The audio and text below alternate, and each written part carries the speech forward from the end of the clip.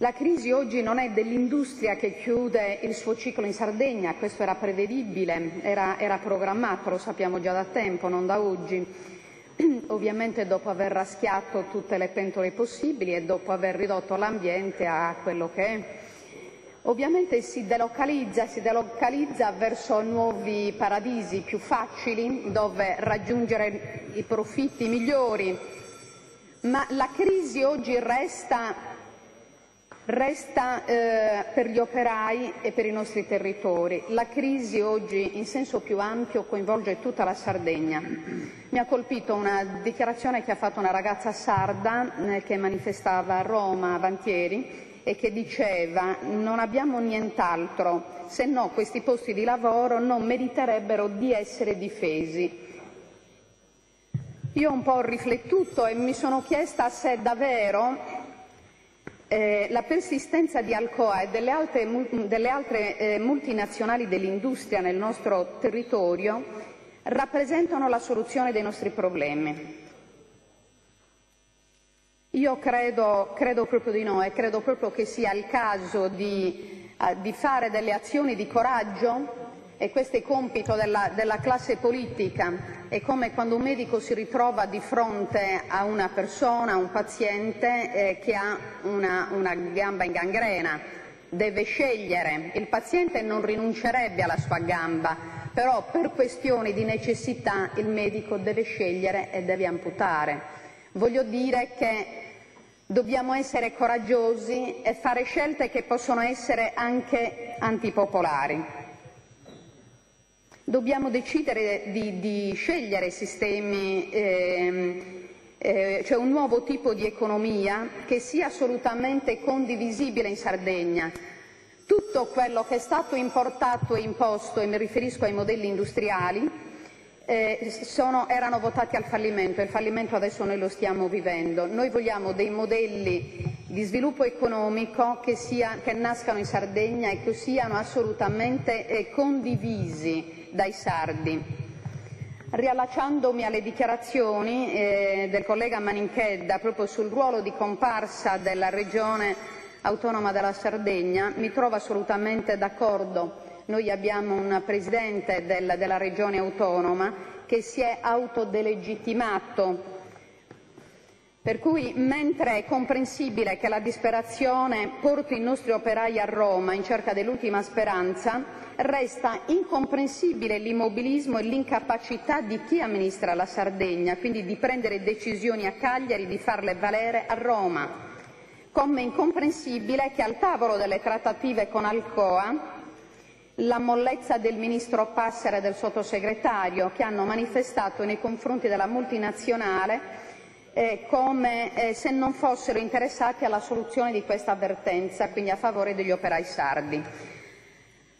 L'unica risposta dello Stato italiano agli operai sono stati i manganelli. Ancora una volta si tratta di un problema sociale ed economico declassandolo ad ordine pubblico. Questo l'hanno fatto recentemente a Roma con i pastori, oggi lo fanno con i nostri operai. Questo si è verificato anche a Cagliari ieri pomeriggio in Piazza Palazzo, dove a una manifestazione composta, io l'ho vista perché io vivo lì, la manifestazione era assolutamente composta e la risposta è stata quella di un massiccio schieramento di polizia.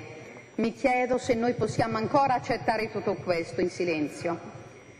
È proprio vero che il governo Monti è il governo dei banchieri e delle multinazionali e non degli operai e di chi produce, e ancor meno della Sardegna. Ribadisco chiedendomi dov'è la Regione Autonoma della Sardegna. La classe politica sarda deve essere più coraggiosa e prendere atto che non è più tempo di scelte, di rattoppi e di soluzioni parziali e provvisorie per il dramma occupazionale. Non è più tempo per mendicare, per implorare che le multinazionali, bontà loro, restino ancora un po' a rapinare e a distruggere il nostro territorio in cambio di pane avvelenato, sempre rigorosamente a scadenza. Con la dichiarazione della giovane manifestante a Roma era palese la richiesta di un'alternativa di lavoro possibile, e io dico che la risposta c'è. E la risposta è immediata e concreta, si chiama bonifiche, di cui poco si parla. Si parla di bonifiche e quindi, non si parla di bonifiche e quindi di riconversione della nostra economia. Dobbiamo ripartire prendendo atto del crollo del polo industriale del Sulcis, di Ottana, di Porto Torres, non per ricostruirlo. Io non sono per ricostruire questi imperi, ma per uscire da questa crisi epocale dovuta a quel modello di sviluppo che assolutamente ha fallito e non può avere futuro. È chiaro che noi non possiamo perdere un posto di lavoro.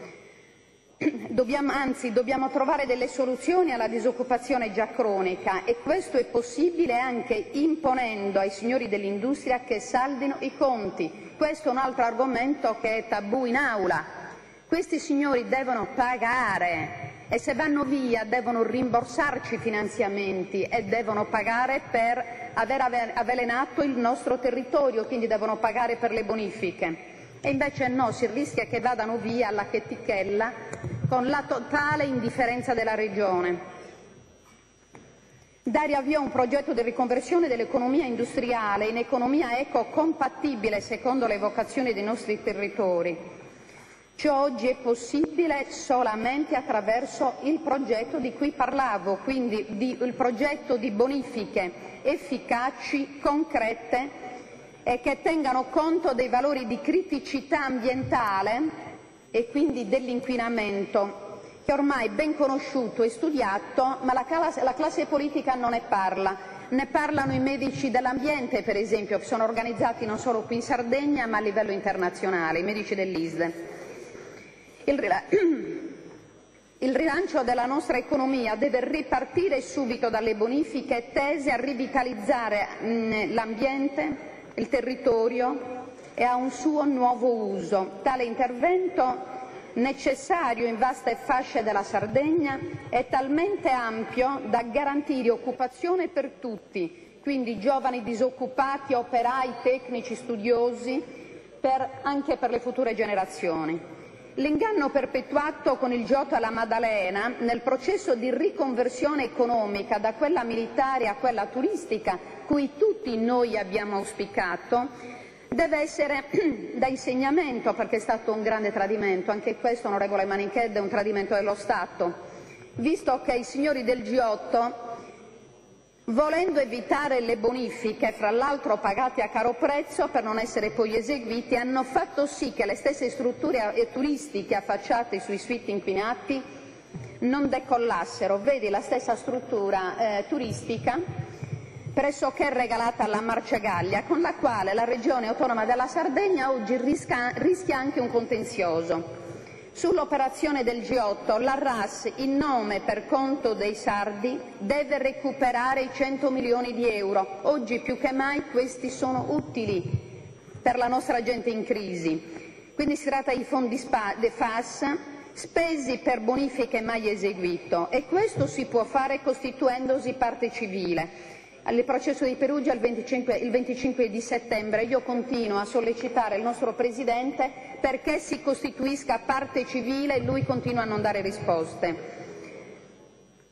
Quei fondi devono essere recuperati e spesi in Sardegna nelle aree in crisi, quelle più povere. Cosa aspettiamo?